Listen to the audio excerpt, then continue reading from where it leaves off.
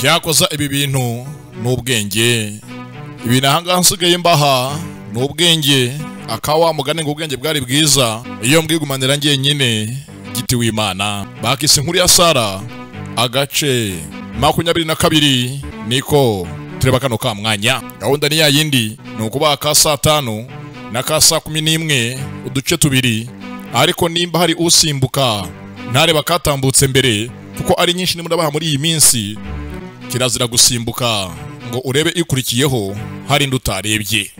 Sasa mu gutangira twabonye anganyina wa Sara ari kunzira agenda yambaye neza ndetse hangamye uko atambuka gisirimu, agenda kinyamwuga. Ni umusirimukazi iminsi hinahiniyeho imutuza ahantu habi ubukene singeso.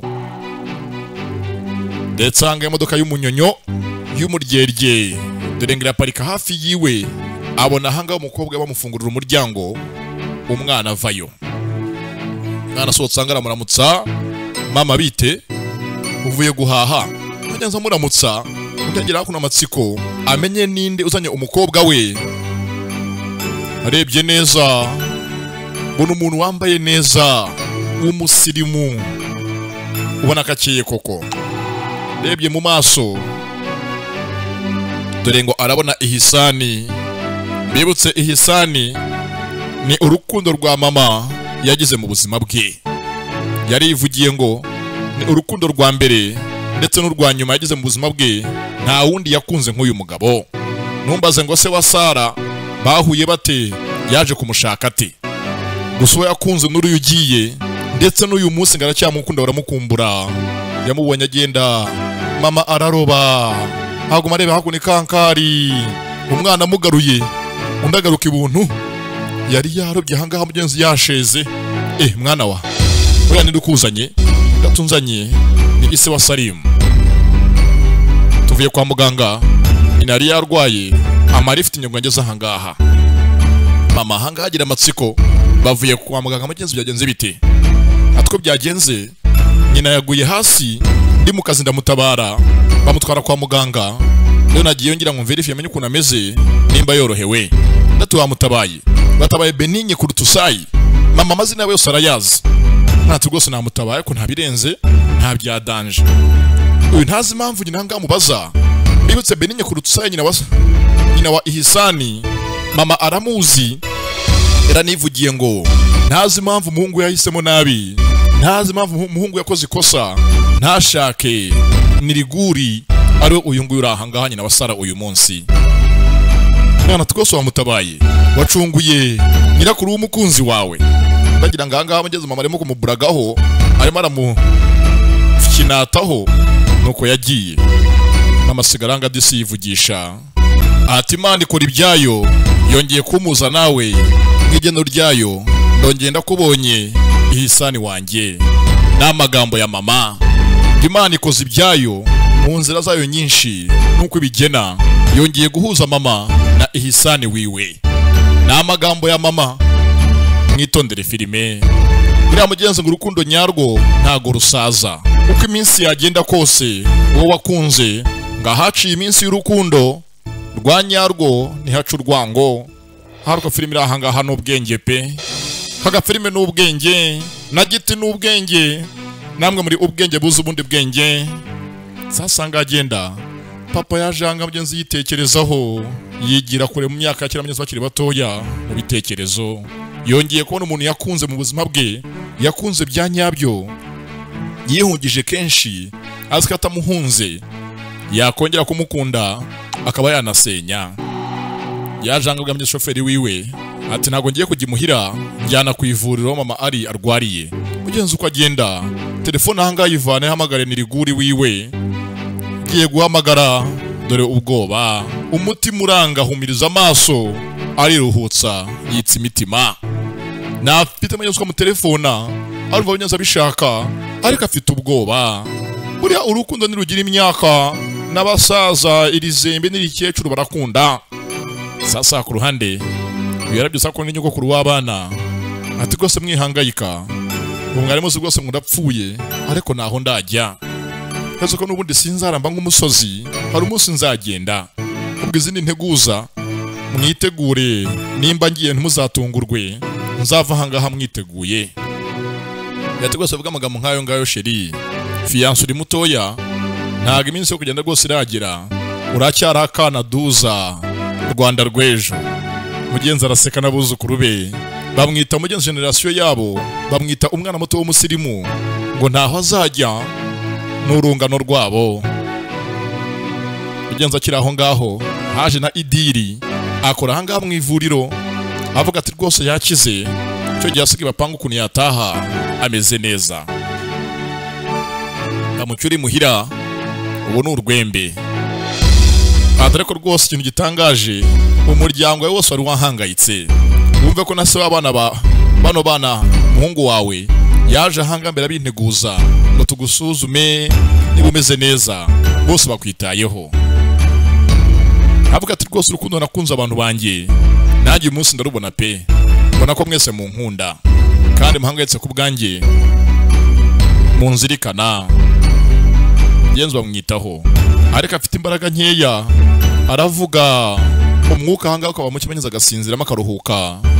Bamuhaye akanya afite imbaraga nke muri we umuhangaha yita kuma ariko nta mbaraga afite. Mugenzi uko nasinzira hano haje Salimu hafi yiwe ati rero fiyanse ntugende gutyo hari byinshi ntarakora ngira ngo nzakwereke ngira ngo byinshi mbikumenyeshe basi uzava hanga byose ubibonye haracyari kare umpaye agahenge wigenda gutyo. Bafite imishinga myinshi we na Salimu batarasoza ndetse byinshi apanga myanze kuzamwereka rero ntazagenda atabibonye adakora ikosa. Ni amagambo ya Salimu na nyirakuru amwita fiyanse niwe sheri wa mbere uruta abandi bose. Sasa hakunino ahari Asena haje wa mudozi Rugaju Runiga mukuru wari ingani ndetse zanga avuga ati rwose diri yacu yakunze amafagitire yose bayishyuye natanze ya mafaranga yose wagiye wandika rwose bayampaye navanyemo yose y'akazi yanjye nkeneye nsigaza ahangaha injawuro yawe zengo umushinga wabo wariye wo gupyeta amafaranga y'umugabo yazanye ahangaha igikapu cyuzuye amafaranga bapyese ku by'umugabo yishyuye baba bakoresheje bakora iminsi mikuru buri gihe ndetse ahangaha uyu niwe ubambika nawe utegurira imyenda utuzi nka Asena cyako zanga nta kindi yamuhaye njawuro yiwe umubyeto wiwe asigaye naye. Sasa tuvuye hakurya tuzanga mu rugo hakuna hari Sara na nyina. Mama yagumye ahangaha mugeza ko aramubaza ibyo kwa Basalimu afite amatsiko menshi ariko nta kumugezi yabwiza ukuri umwana ati rwose umwana agiye mbwiza ukuri uriya muryango ndawuzi nawuhozemo. Aguma ahangaha mugeza amubaza ese mwana wa harya musore mukundana nitwa Salimu ndati yego nese ko bari abakire buriya nagazakurangaza agatuma utiga. Ahangaha azamura ikiganiro cyuzuye amatsiko amenye imicicurare yararwaye iki bavuganye iki n'umukobwa we ese barapanga iki ubwabo amakuru y'urugo rwabo. Ndangate rwose mu ndi busy ntago yandangaza buretse mbanze nige namara mureka mu hagahenge ndaguma hakuno yiga aramwishituye namureke yige akiri aho haza ikindi kibazo harya nyirakuru yararwaye iki uriya mukecuru ndaramuriya gusanga mama ntazi mpamvu kumeze aguma hanga bimuhata ndate rwose umukecuru yararwaye umutima ariko bamufashije yorohewe yakize. Hakuno yiyigira mama hanga haracyamatanga ibibazo by'umuryango wo kwa Ihisani umu ex wa mama ko hanga yiga mama bimwanga munda azana ko ikindi kibazo nanone se uriya mugabo hajya ni Birisani ni Tirisifore ninde ndati twa Ihisani kurutusayi igira nka hatamuzi se muza mu modoka yiwe yaje kuvugisha ko atabaye nyina basi yagushime cyangwa yakwiyemeyeho nyine nk'umukire akwirataho. Ndati nago yamvugishije byinshi yaje atuje byara amashimwe kandi nago yageze ubwo nyiyemeraho ko njye nago muzi yiyemera byazo ko yabivuga nyina mata hakuno ati ndamuzi n'umwirasi nago yakwikoza kuko nagaze icyuri cyo amagambo ya mama wavuga ahangaha ni sheri yamufuhiye katamuvugishirije umwana yamusuzuguriye umwana ndaramu yatakusema mushaka iki amambere ngo ntagushaka ko mvuga kuri uriya muryango ntago ukunda hako wagumye ahangaho mbaza wabishyushyemo mama ahangaha yabihinzemo iby'umuryango wa Kurutusayi kuva disi yamubona afite byinshi muri uwo mugenzi yibaza keretse basa mwiboneye akabimwibariza uko ameze uko amerewe nuko isi mufashe ariko ntafite awahera amatsiko yamwishe n'amashyushyu yo kumenya amagenzi ukuntu umukunzi abayeho uko isi imuhetse sasa ku ruhande hakuno kwa Asena muri ofisi yamagaje ise umubyara muzazanga afite ubwoba icaranga mu ntebe nkugiye kwirukanka dati papa rwose tuza ahanga uje muri ofisi y'umwana wawe egama shira impumu uri muri biro yanjye ndangare egama baganire umwana muhamagaje atema vuga sopa ngushaka ndagira ngo mfashe mfite amafaranga hanga menshi yuzuye igikapu umwarire kuri ya konte yacu y'ubwizigame twafunguye twembi papa hanga ntabyumva ntazira impamvu yabyo ase mwana wanjye usigaye umugabo wawe umwiba amafaranga urayavana hehe amambere azanye imikufe myinshi henze ya za diamant na zahabu turayibika ndati rwose nago mwiba n'ukwizigamira mbikira hazaza hanjye n'abanjye ndati hoya ku myaka mfite cyo nago wakimbeshya ufite konte nyinshi zawe genda uyabikeho naho kumuza n'ibyibano ejo ntafungwa nzira ubusa mbazwe imvo n'imvano y'amafaranga ntunze nazi nuko yagiye agwira wihangane wirwane hose nabikora ya mafaranga uyapyese yasatuye ku mugabo we dore ngo baramwangira ko yamubikira umusatu banze kuwufata uze hagenda baze gutongana narakaye yahuye hangana umudamu we mukase wa Asena ndenge mbaye ngiye wowe ni karibu undavayo ni mukase Asena mwita mukuru w'umugenzi bwari mwe ubundi akabanyina akaba umubyeyi yaje hangaha gatugose papa ratangaje ndeba nk'aya mafaranga yanze kubika aza ngo se ngo umuntu yakira atagwije imitungo anizigamira buriye nguma hafi ya data gendera mu kuboko kwe no mu kwaha kwiwe uyu munsi mba ndi umukene ntacyo ndiho na kimwe natwe byo sangane ndabika ndimo mbikira hazaza hanjye n'abazankomokaho uyahangamye zarikanga anishimamo atse gutuvuga ngo bagukomokaho kandi siko mwanze kubyara we n'umugabo wawe ndati hoya vubanga ndabaha inkuru nziza Imana yamaye urubuto ndabatama vubanga haka bebe ndaturatwite ndati yego ndatwite ndetse byo sangane mumvunikira ndimo ntegura amafaranga azatunga umwana wanjye mu minsi iri imbere dore ngo mukasa arishima Asena muri manga ko manga 40 Imana ikoze ibitangaza agiye kubyara kana niyo mpamvu hanga abanyeze iteganyiriza agira utwo yibikira twazamucumbagiza ageze mu zabukuru urabizi ngo mugenza akabanduka iminsi bagaca kare kakabikwa kure kazagucumbagiza sasa hakuna hari Salimu mu cyakare yaje kureba Sara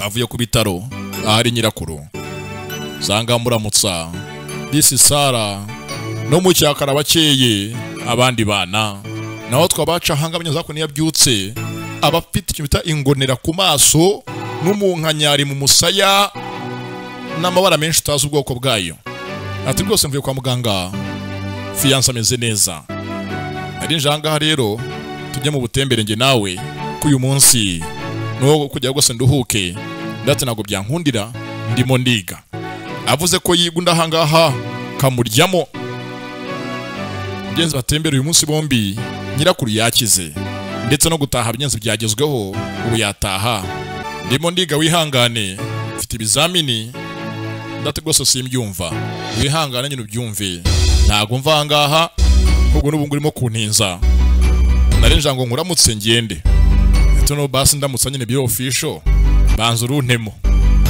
nibaje kumuramutsa nari umutemo aramureba amutemo urubizu amukubita urusomyo abona agende.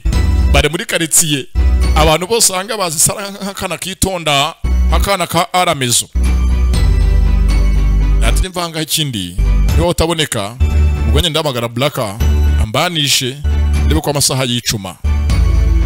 Ati naribi muvugisha za kubanishe ariko ngira rwose simva hano ngaho rumpe runtemo runkarage ndangahara murebye yihangane rwose by'uyu munsi.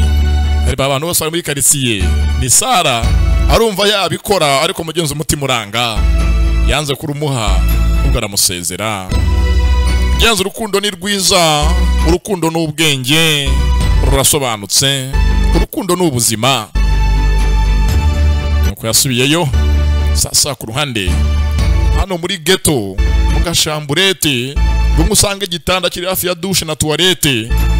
Hari telefone yasonnye ndetse yatujya ko ni Blacka asigaye atuye ahantu muri kwe no kuza kwiga ategamenyeza akagare. Oya tegose ndagushaka tugiye gutembera dukare za moto uyu munsi ndagutamo ku ikofi yanjye ma adresse ngusange mu rugo nze ngutore.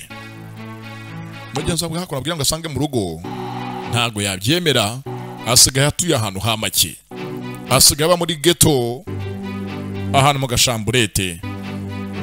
Yanze mugenzi kumurangira bahurire aho match iri bubere yo gutwara moto mu misozi bagize amasaha yabo.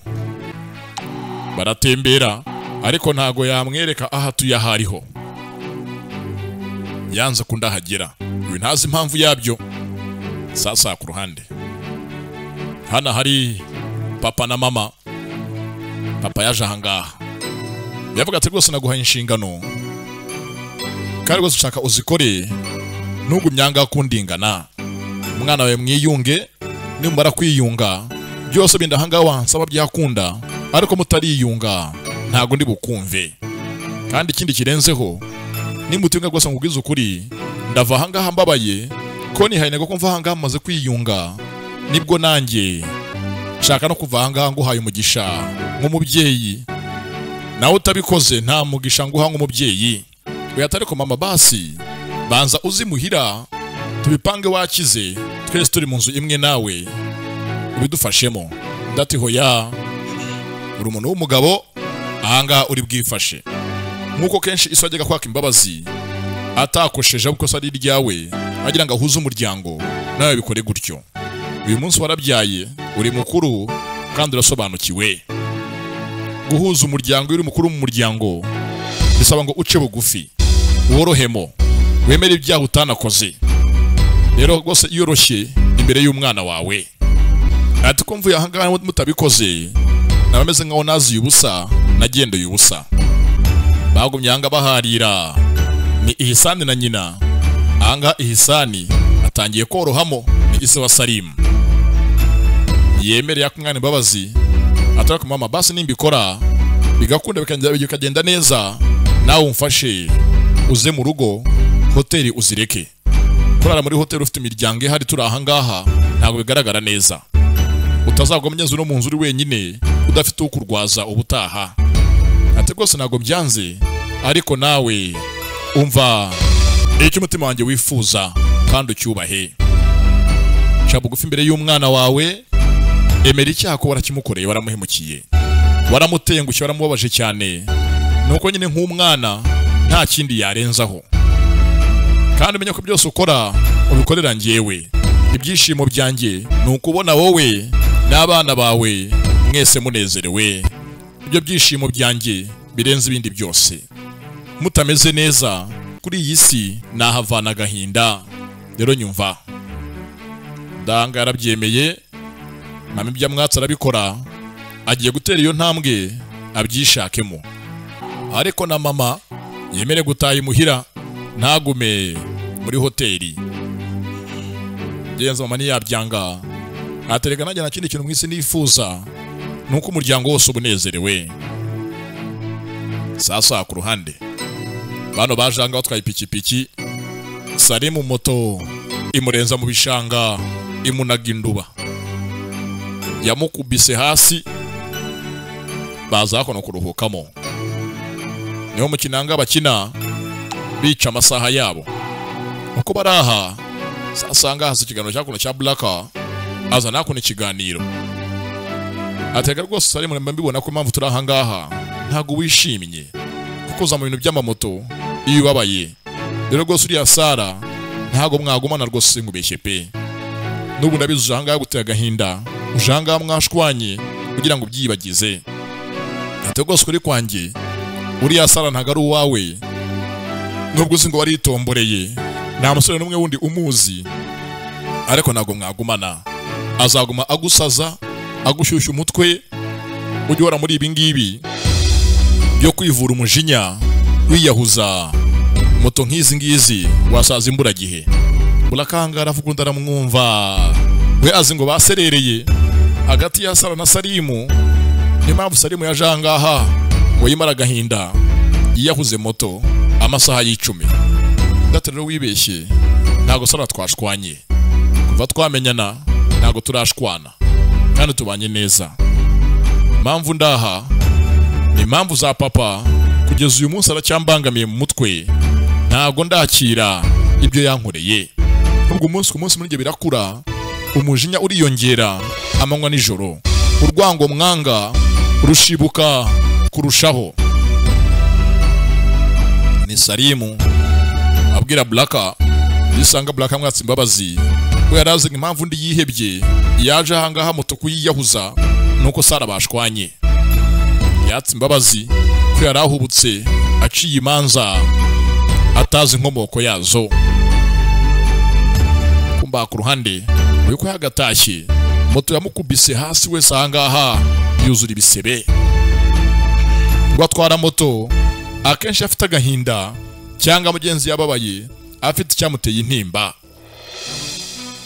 Sizakuno umuti hano usanga ari udusebe reko twakumuka. Moto yamukubye koko.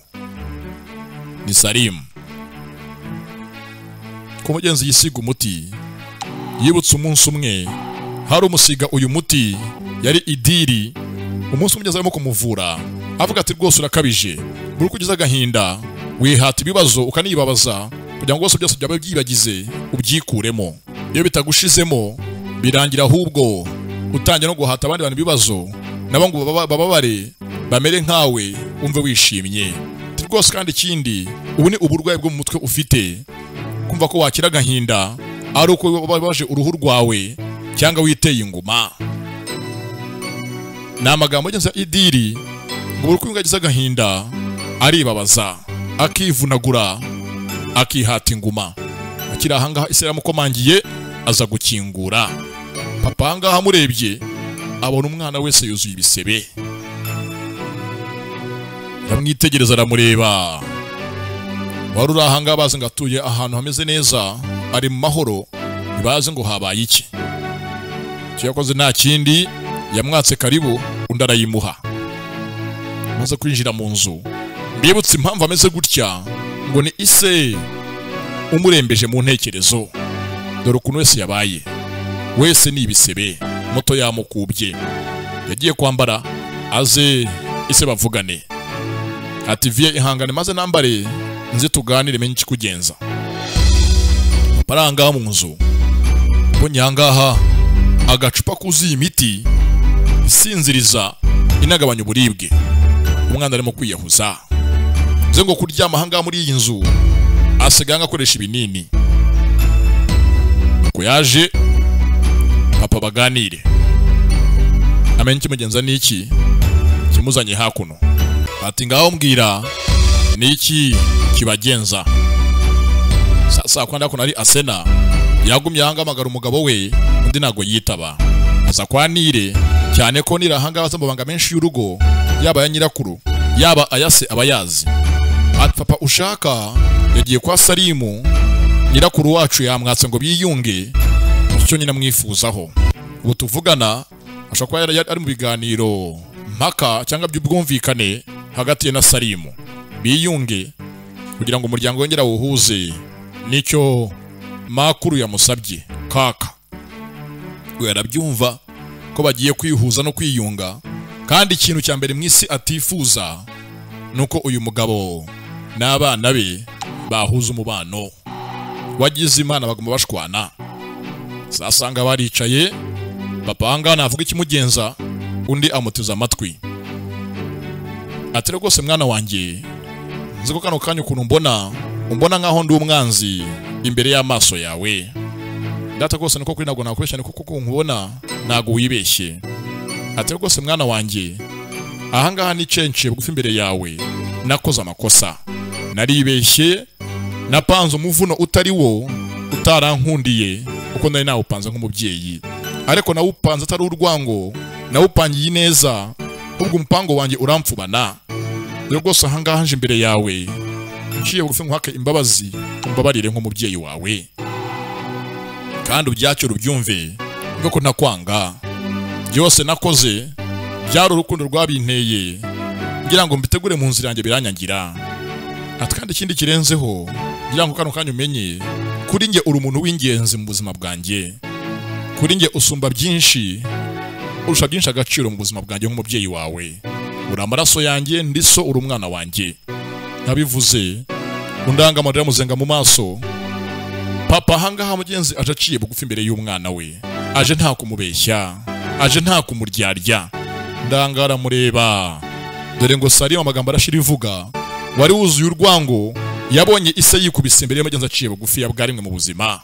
Ati nzi ko nadekonnye, nakoze amakosa, ariko mbabarire, kandi ikindi kirenzeho, nzi ko kunyizera byakugora, gusa uyu munsi nyizera, ume andi mahirwe. Byose nakoze mbere hose ntago bizasubira ukundi, birarangira uyu munsi n'iteka ryose. Yagenze umwana wako namwumva, papa ahangaha aramusobanurira, ageze ati rwose mubwiza ukuri, byose cyabinteye, ziko nacyo ukibaza. Nifuje ko waba urenze ngewe, mba numva njyaho nageze nkora mu buzima bwanjye ko waharenga.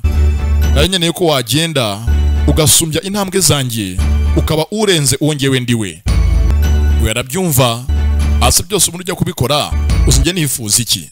Njye sinkeneye kuba nkawe, ntabwo nkeneye ngo nce mu nzira waciyemo, nkeneye guca mu nzira yanjye, ibyo utamenye. Nkeneye ngo ngere ku ntsinzi navunikiye ubwanjye. Ntabwo nifuza ko nagenda ari uko wanteguriye inzira ngo nyigendemo. Sinkeneye kuba umwana byose isa mutegurira ngo amwereka aho aca nuko bigenda hoya. Nge nkanjye Salimu, nkeneye mbe umugabo ku giti cyanjye, ngere ku ntsinzi nita iyanjye, atari data wayinteguriye. Siko nge mbyifuza, nicyo mpfa namwe mushaka njye mu nzira yanyu, kandi nge mfite inzira yanjye mugeze nk'umuntu mbona indi mu ntekerezo. Papa rwose ahangaha nakubeshye, mpatse imbabazi, ndetse guhera uyu munsi ntago nzaguhata undi munsi kuba nkanjye cyangwa kundengaho. Nzubahe kwifuza kwawe, ndetse nzubaha uko ubishaka, byose niko bizagenda guhera uyu munsi.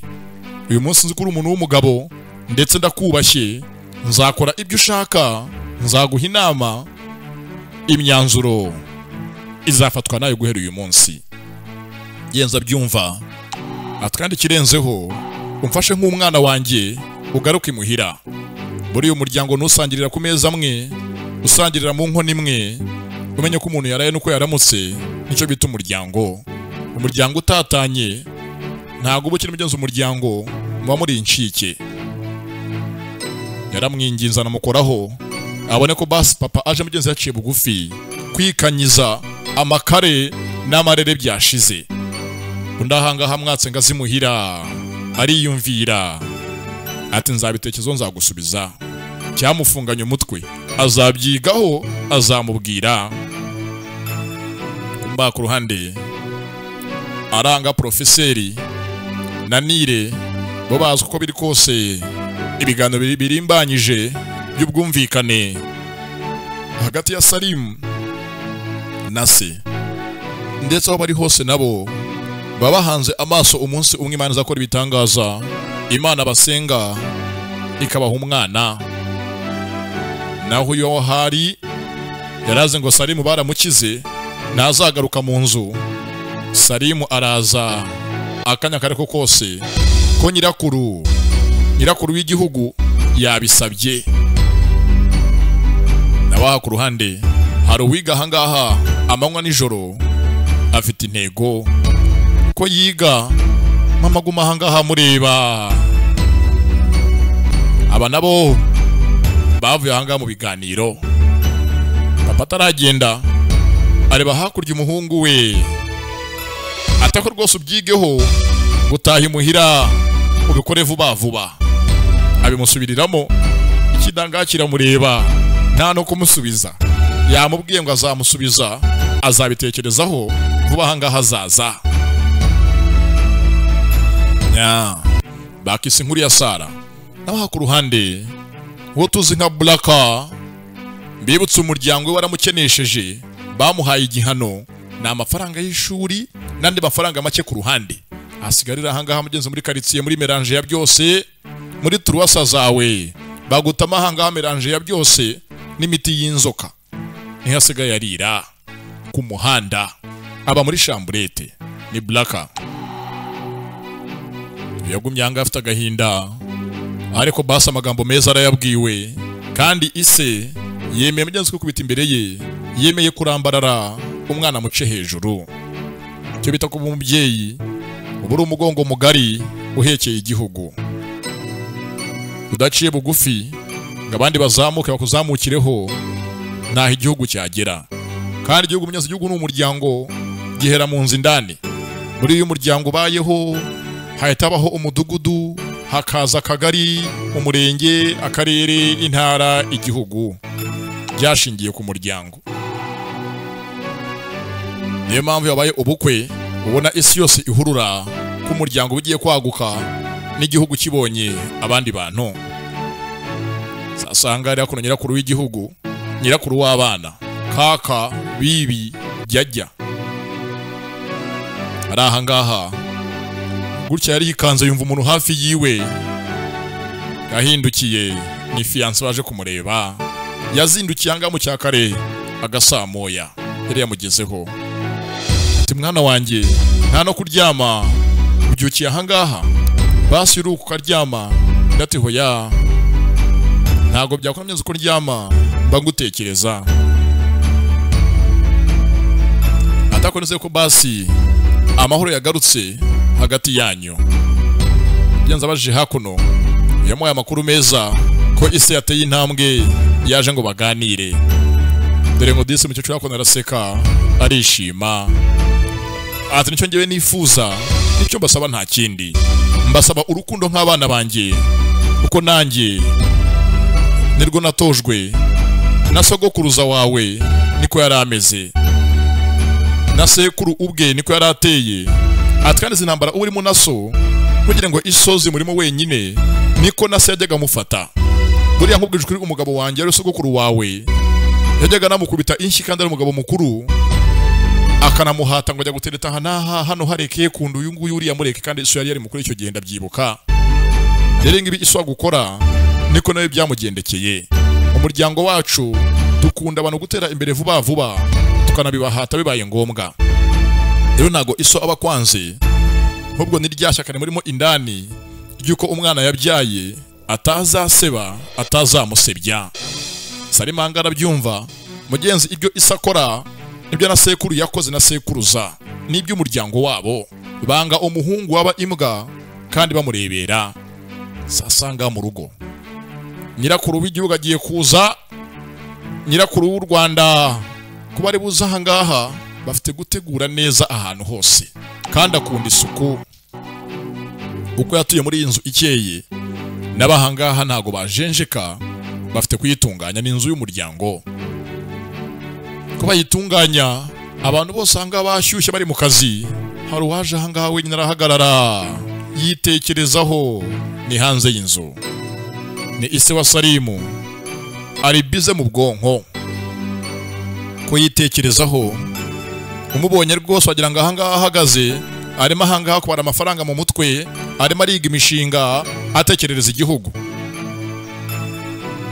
Ari kure mu bwonko amasaha menshi, yazindukiye hanze. Abakozi bose babyucyanga amasuku mu rugo, mama agiye kuhaza. Kumba ahangaha koboyi, dore mu bwonko aho yibereye nta kinanga cyo muri mu ntekerezo, ni shushu be, urukundo nyarwo rw'ubuzima. mubonye rwose aha ngaha ahagaze wagira ngo ari bize ari nko mu mushinga uhagaze za miliyari wamutesheje umutwe do yibereye mu rukundo. Vanyanga telefone amuhamagare basa amuvugishe yumva ijwi rye. Telefone ayivanayo nimero arayandika guhamagara birangayitse imitima nanone. Imbaraga zimu telefone arazibura muri we kandi arabishaka cyane arashyugumbwa kumuvugisha basi yumve bwarimwe ijwi ryiwe yongeye kuyibika. Uri rukundo si imikino, ijambo ndagukunda mujye muryitondera. Nibwatinze hakuno ku ruhande ngo tuzi nka Sara yaje ngaha abaza mama ati ma kuvejo wahindutse wongeye kumwenyura uraseka urishimye niki? Amuhanga mugenzi urubizu rwa mu gatondo rwa bonjour. Mama ntavuga impamvu ze gusa nyine kudoda hangaha yarimbanyije amakota hangaha ya mbere yasoje yo gushyira ku isoko. Gatsema uyu mushinga ukora ko kuba waramara amajepe ugiye kuba umudozi kugira ngo umpime ko nakurakaje urya munsi utamo gushinga business yawe utanakoze mama nge nagutunga amafaranga hangaha nkorera yaduhaza nge nawe twembi tukabaho neza. Mama to yasiyo mpamvu yanjye nge niko nitereye umutwe wanjye ufunze no kwikanyiza nene mpamvu ndahanga mu buzima bwanjye. Undahangamyiza muhanga amaso n'amatwi yumva iyo nkuru ati mpamvu ndaha nkiri mutoya nifungiye amayira menshi kubera amahitamo yanjye yo kutumva neza no gufunga umutwe.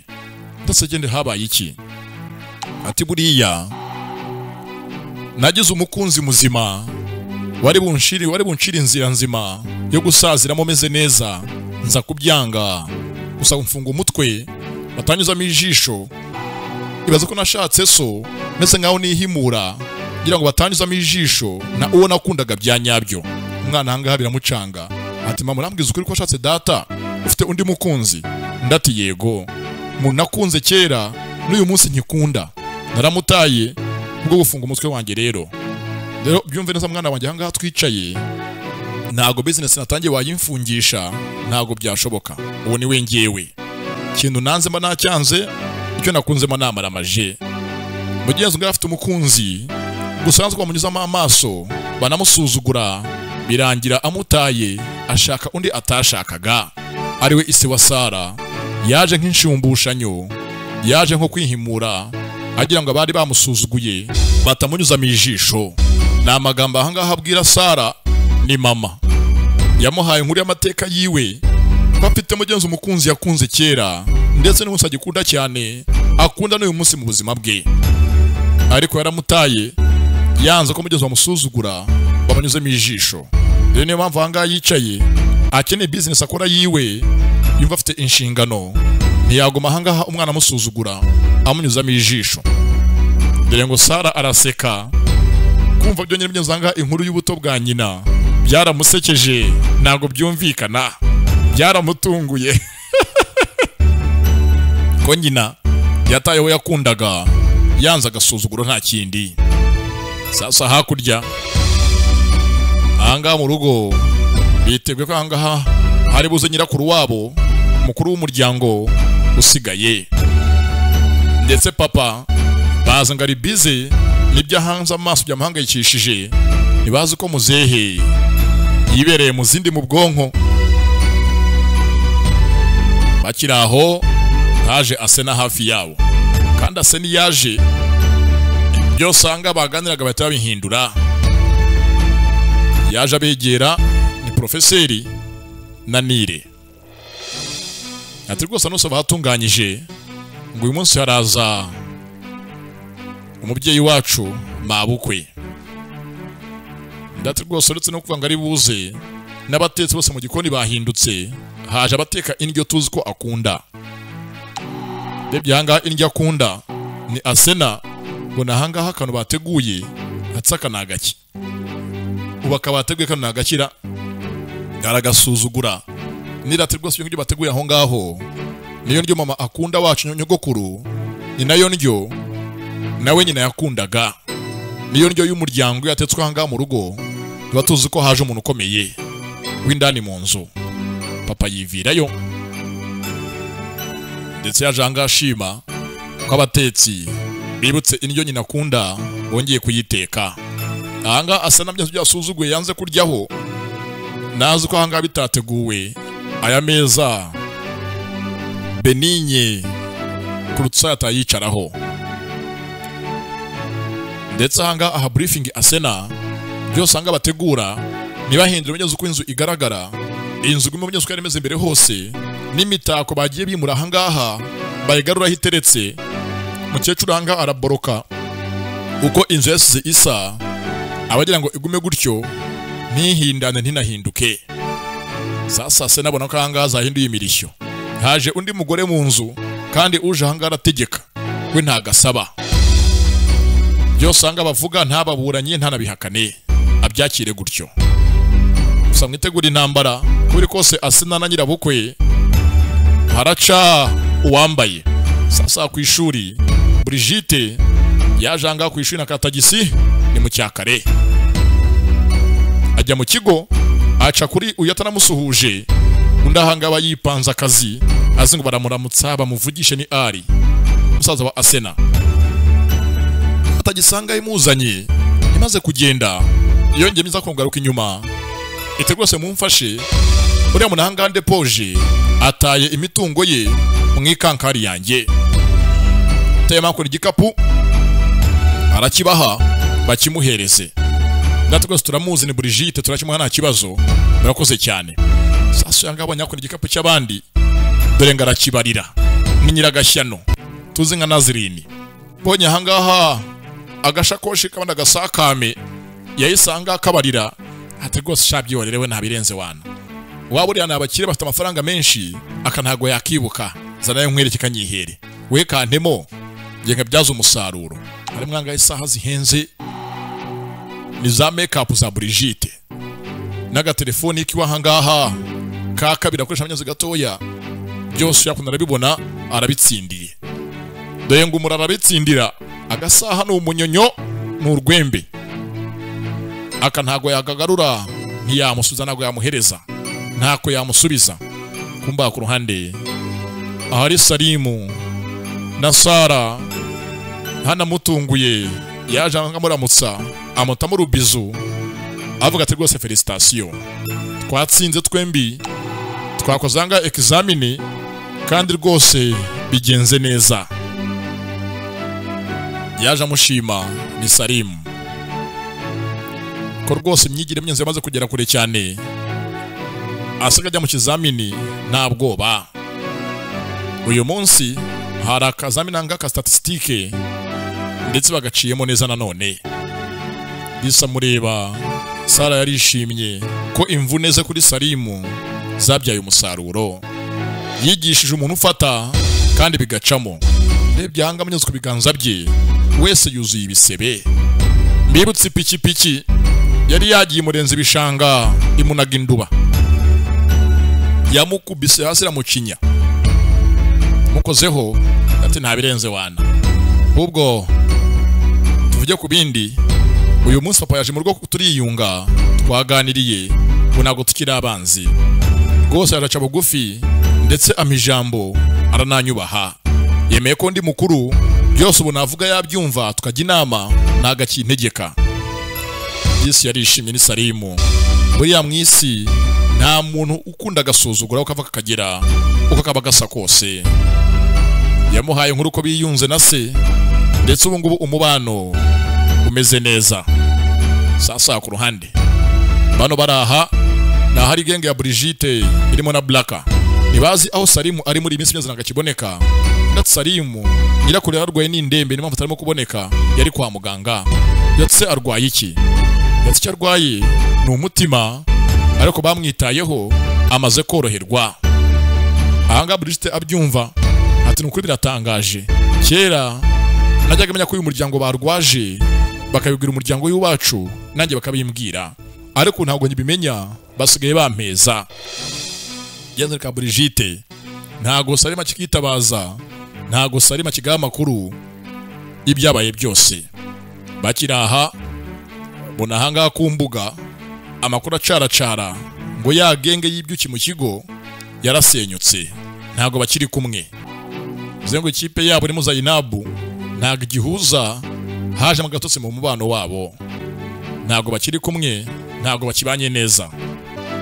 Hakuno Eda ati rwose nyangiza Imana mwahanamo agahenge we na Zainabu, guhora turwana mutongana bose mushondana byarandambiye, wenda umwe yabagiye gatokorera mugenzi we tugahumeka. Ni Eda we arushya intambara za Brigitte na Zainabu z'urudaca, buri munsi bakozanyaho bidafite impamvu. Nanga Blaka byumva, iyi minsi atarahari no muri genge hajemo agatotsi k'imibandire barashwanye. Sasa ku ruhande bibutsa hangare w'ibya gakapu ka Brigitte, harimo agasaka karimo amafaranga menshi, harimo n'imari zitandukanye yiboneye yagatsindiye. Akiri ahangaha aba yitsimbye hakuno hajanga Zainabu, azarakaye amugwaho, ashaka ko sumbwiza ukuri kandi ntumakane ntumbeshye, byemere wangambaniye uha amakuru Brigitte ko amashusho yafashwe nakwishyuye. Ndetse kusumbura mbaza iki mubikemure njye ntago bindeba. Winjiye mu ntambara uyizi, wahanganye na bagenzi bawe ubizi, wintesha umutwe n'umwanya, aho waire rwose umbaza unzongo ntesha umutwe n'unzengereza simbishaka. Hasigaye ni mwesura nemshaka mumarane njye ntago bindeba. Wintesha umwanya n'umutwe uguma hanga wimbaza naguhakaniye. Ubundi bwo mbyemeye wankora iki cyangwa byanga, uri bumihindure iki wantwara iki? Intambara wagiyemo wari uyizi, hasigaye hama hamwe muhanga na bagenzi bawe. Kinatangaje n'ukuntu ubatinya warashoye intambara kuri bo wajya ngo ari buyitsinde. Aca amaze neza ko kumucyurira ndasigara hagaje ngo yashoye intambara kuri bagenzi be, atizeye ko yayitsinda. Yabikoreye iki? Ni Zainabu. Kumba ku ruhande tuviye hakurya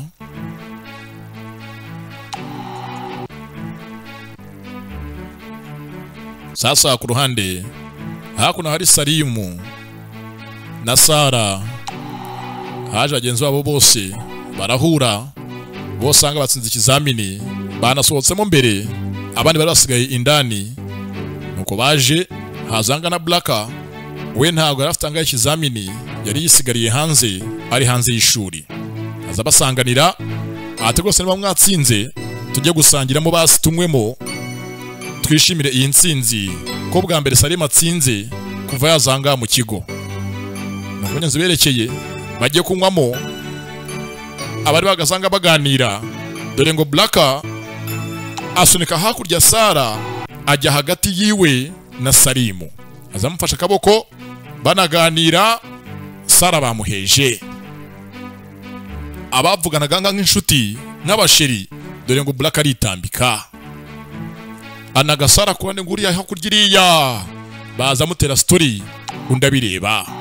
Blaka n'ukwiyenza, uyu mubano wabo ntaga wishimiye abe namba, yabikoze ku bushake, abikora bigambiriye akomeze yitambike.